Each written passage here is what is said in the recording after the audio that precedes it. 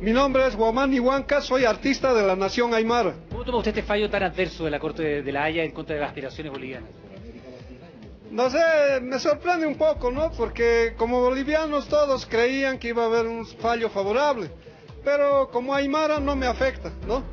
Porque los Aymaras teníamos un territorio que abarcaba el sur de Perú, el norte de Chile, el norte de Argentina y Bolivia, ¿no? Y entonces las Naciones Unidas reconocen nuestro derecho al territorio, a ser una sociedad organizada, a tener un autogobierno como nación aymara, ¿no? Entonces queremos insistir en eso y mandar un mensaje al pueblo chileno, a los hermanos del norte de Chile, para volver a trabajar en lo que es la reconstitución de la nación aymara y tener mar y tener también altiplano, tener también selva y tener también Amazonía.